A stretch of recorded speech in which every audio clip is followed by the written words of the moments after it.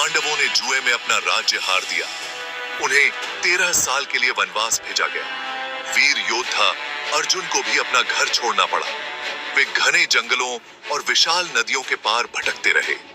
एक दिन वे एक शांत आश्रम पहुंचे। यह आश्रम कई बुद्धिमान ऋषियों का घर था।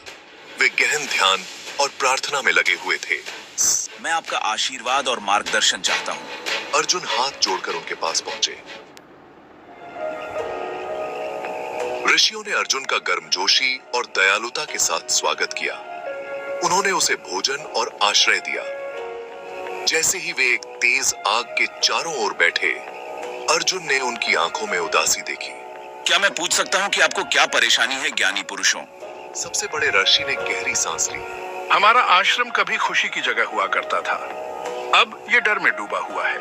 पास की झील पर एक भयानक श्राप आ गया है। हम अपने अनुष्ठान करने में असमर्थ हैं। कई साल पहले शरारती बच्चों का एक समूह झील पर आया था। वे हर दिन वहां खेलते और शरारतें करते थे।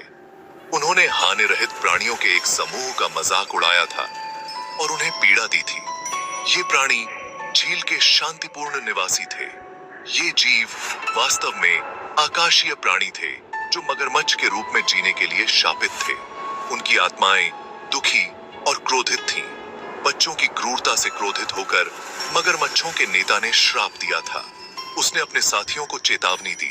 उसने घोषणा की कि जो कोई भी इंसान झील में प्रवेश करने की हिम्मत करेगा, उसे गंभीर परिणाम भुगतने होंगे। उसे नीचे खींच लिया जाएगा और खा लिया जाएगा।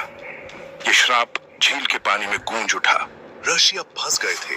वे झील के पास नहीं जा सकते थे। पवित्र जल तक पहुंचने में असमर्थ। उनका जीवन कठिन हो गया था।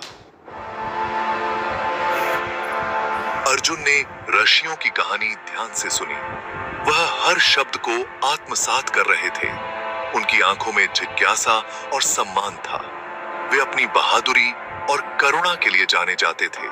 उनकी वीरता और दयालुता की कहानियां दूर दूर तक फैली हुई थीं। वह ऋषियों को कष्ट सहते नहीं देख सकते थे। उनका दिल उन पर दया से भर गया। मैं इस श्राप को तोड़ने में आपकी मदद करने की कसम खाता हूँ। मैं आपको इस पीड़ा से मुक्त करूंगा। ऋषि हिचकिचा रहे थे, लेकिन अर्जुन दृढ़ थे। उनकी आंखों में एक अडिग संकल्प था। अपने धनुष और बाणों से लैस होकर अर्जुन ने झील में प्रवेश करने की तैयारी की। वह पूरी तरह से तैयार था। वह झील में प्रवेश कर गया। उसकी आंखें गंदी गहराई को देख रही थीं। पानी ठंडा और रहस्यमय था। अचानक मगरमच्छों का एक समूह उसकी ओर बढ़ा। उनके जबड़े फड़फड़ा रहे थे। वे खतरनाक और भूखे दिख रहे थे। अर्जुन ने कौशल और चपलता से मुकाबला किया। उसकी हर हरकत में आत्मविश्वास और साहस झलक रहा था। ईबेंता अर्थहा। जैसे ही अर्जुन मगरमच्छों से जूझ रहे थे, उन्होंने अपनी पूरी ताकत और कौशल का उपयोग किया। उन्होंने उनकी आंखों में उदासी की एक झलक देखी। यह उदासी गहरी और प्राचीन थी। उन्होंने महसूस किया कि वे स्वाभाविक रूप से बुरे नहीं थे। उनके भीतर कुछ और था। वे अपने ही क्रोध में फंसे हुए थे। यह क्रोध उनके असली स्वभाव को छुपा रहा था। रुको, मैं तुम्हारी आंखों में दर्द देख सकता हूँ। यह दर्द तुम्हारे दिल की गहराई से आता है। तुम बुरे नहीं हो, तुम शापित हो। यह श्राप तुम्हें इस तरह बना रहा है। अर्जुन ने अपना हमला रोक दिया और उनसे दयालुता से बात की। उनकी आवाज में सच्ची करुणा थी। अर्जुन की करुणा ने मगरमच्छों को चौंका दिया। वे इस तरह की दया की उम्मीद नहीं कर रहे थे। उन्होंने उसकी बातें सुनी और अपने भीतर एक बदलाव महसूस किया। यह बदलाव उनके दिलों में गहराई से आया। क्या ऐसा हो सकता है? क्या यह सच में हो रहा है? उसके शब्द, वे मेरे दिल को छूते हैं। यह एक अद्भुत अनुभव है। मैं भी इसे महसूस करता हूँ। ये एक गहरा परिवर्तन है। गुस्सा फीका पड़ रहा है। शांति और करुणा का अनुभव हो रहा है। हमें उसकी बात सुननी चाहिए। यह हमारे लिए एक महत्वपूर्ण संदेश है। एक एक करके उन्होंने अपने सरीसृप रूपों को त्याग दिया। यह एक चमत्कारिक दृश्य था।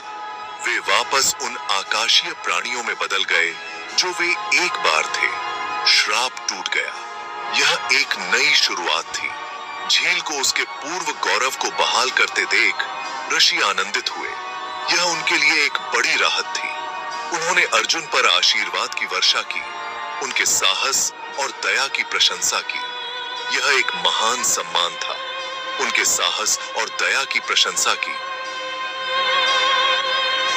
जिससे सत्यदेव की सम्मान था।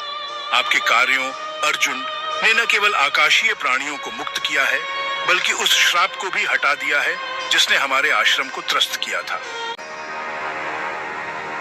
करुणा क्रोध और निराशा पर विजय प्राप्त कर सकती है। यह एक महत्वपूर्ण सबक था।